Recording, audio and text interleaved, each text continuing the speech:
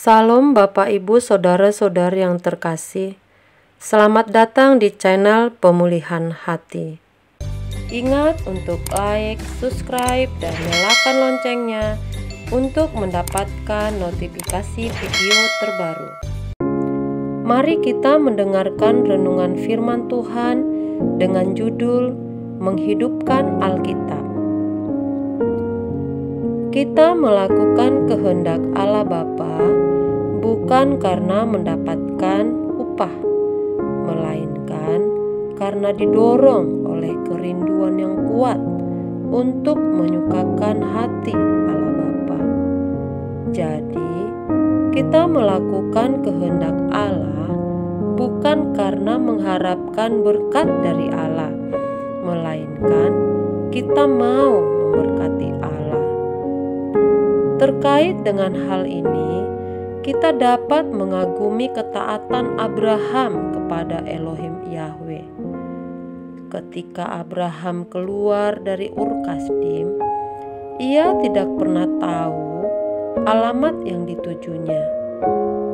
Ia berganti nama walaupun belum mempunyai anak, sementara istrinya sudah uzur dan dirinya juga sudah sangat tua. Di hari tuanya, satu-satunya anak yang dimilikinya harus dia sembelih. Abraham melakukan kehendak Allah dengan segenap hati, meskipun tanpa jaminan percaya yang benar. Itu tidak ada jaminannya. Allah itu harus dipercayai tanpa jaminan. Kita tidak melihat wajahnya secara visible, tidak mendengar suara secara audible. Bahkan berdoa berjam-jam pun dia sering seperti tidak muncul sama sekali. Sudah lelah berdoa malam atau dini hari, dia pun seakan-akan tidak ada. Namun, kita tetap menghormati dia dengan tidak memaksa dia berbicara kepada kita. Kita tidak memaksa dia menyatakan diri kepada kita. Kita belajar untuk mempercayai dia tanpa jaminan, tanpa garansi, dan tanpa iming-iming. Dia layak dipercayai. Bahkan pada saat kita diperlakukan tidak adil dan sepertinya tidak ada pembelaan dari Allah. Ketika kita dalam kebutuhan, Tuhan tidak memenuhinya. Kita tetap percaya Dia tanpa keraguan sedikit pun. Semuanya itu merupakan latihan bagaimana kita mempercayai kehadiran Allah tanpa jaminan. Dalam hal ini kita sesungguhnya belajar menghadirkan pemerintahan Allah yang tidak kelihatan itu. Jadi, apakah Dia menjadi seperti hidup atau mati bagi Anda? Semuanya tergantung kepada masing-masing individu. Bagaimana masing-masing individu merespon Dia. Walaupun Dia seperti tidak ada, kita tetap mempercayai Dia. Ini merupakan proses panjang, seperti menghidupkan Allah dalam segenap hidup kita. Untuk orang-orang yang tidak mempercayai Allah sedemikian tersebut, Allah menjadi seakan-akan mati atau tidak ada. Namun, bagi orang-orang yang mempercayai Allah, seperti yang dijelaskan di atas, Allah menjadi seakan-akan hidup dan sangat nyata. Setiap orang percaya masuk ke dalam perjuangan sikap defensif hingga ofensif. Orang percaya harus benar-benar mempersoalkan apa yang Allah Bapa kehendaki untuk dilakukan terkait dengan hukum-hukumnya dalam tatanan secara moral, umum, sikap defensif. Selanjutnya, orang percaya harus benar-benar ekstrim berjuang untuk mengerti kehendak Allah dalam segala hal. Terkait dengan rencana-rencananya dalam kehidupan individu dan dunia ini untuk dilakukan, ini adalah sikap ofensif. Hendaknya kita tidak merasa puas hanya beragama Kristen dan pergi ke gereja, bahkan tidak cukup menjadi aktivis gereja, jadi pendeta.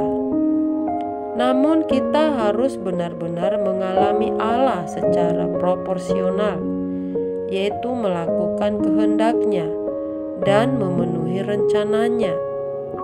Kita tidak cukup hanya mampu berbicara tentang Allah dan berteologi. Yang penting adalah memiliki kualitas hidup seperti Yesus sebagai bukti telah benar-benar menemukan Allah dan hidup dalam pemerintahan kerajaan Allah. Kita harus mencari Dia dengan secara terus-menerus, menghayati kehadirannya. Termasuk di dalamnya, kita harus bergaul dengan Alkitab. Hanya ketika kita bergaul dengan Alkitab secara benar, membaca Alkitab bolak-balik dengan tulus, kisah Alkitab itu seperti baru terjadi kemarin atau sedang berlangsung sekarang. Allah pun akan menjadi nyata, hidup dalam sejarah hidup manusia, bukan hanya dahulu, melainkan juga sekarang dalam sejarah hidup kita masing-masing.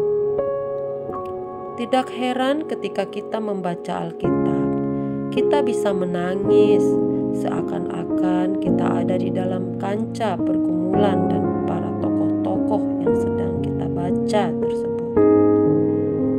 Kita bisa merasakan bagaimana Allah mengasihi manusia atau umat-Nya pada masa-masa tertentu, juga pada zaman kita hidup hari ini.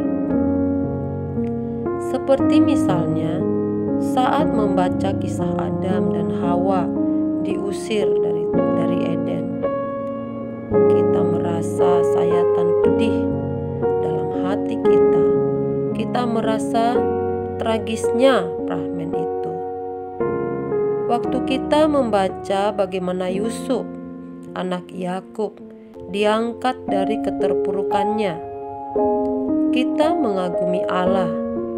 Kita bisa menangis, air mata kita bisa mengembang.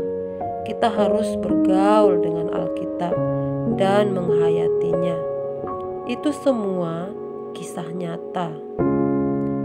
Kalau Alkitab mengungkapkan kisah-kisah nyata dari tindakan-tindakan Allah, mengapa kita tidak mengalaminya?